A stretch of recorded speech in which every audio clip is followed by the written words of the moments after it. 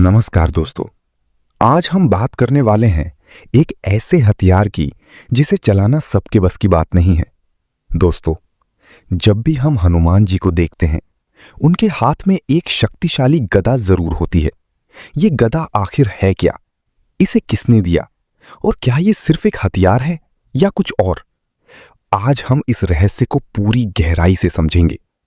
गदा प्राचीन भारत का एक शक्तिशाली अस्त्र है। ये तलवार या धनुष जैसा नहीं, बल्कि सीधे बल और नियंत्रण का हथियार है।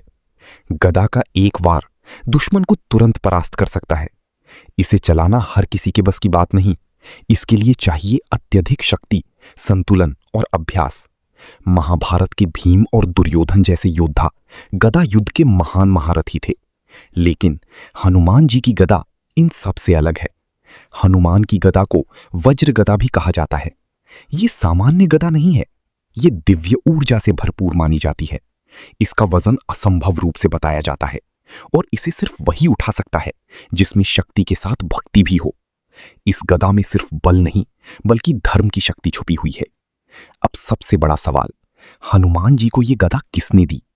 इस सवाल का उत्तर बहुत सारी मान्यताओं में छुपा हुआ है, लेकिन सबसे मानी जाने वाली दो ही मान्यताएं हैं। पहली मान्यता कहती है वायुदेव ने अपने पुत्र को यह गदा दी, क्योंकि हनुमान जी की सारी शक्तियां वायु तत्व से जुड़ी हैं, गति, बल और ऊर्जा। दूसरी मान्यता कहती है कुबेर ने अपने दिव्य अस्त्रों में से एक गदा उन्हें दी। लेकिन जब हम रामायण को देखते हैं, वहां इस बात का कोई स्पष्ट उल्लेख नहीं मिलता। तो क्या सच्चाई कुछ और है? जब हनुमान जी लंका पहुंचे, अशोक वाटिका में उन्होंने राक्षसों का सामना किया और तब उनकी गदा का असली रूप सामने आया। एक वार और सैकड़ों राक्षस गिर पड़े, धरती कांप उठी, लंका में भय फैल गया। ये गदा सिर्फ विनाश नहीं करती, ये अधर्म का अंत करती है। लेकिन असली रहस्य यहां छुपा है। हनुमान जी की गदा किसी ने दी नहीं, ये उनकी भक्ति, शक्ति और धर्म का प्रतीक है। इसका अर्थ क्या है? गदा मतलब अहंकार का नाश, गदा मतलब सच्चाई की जीत, गदा मतलब भीतर की शक्ति।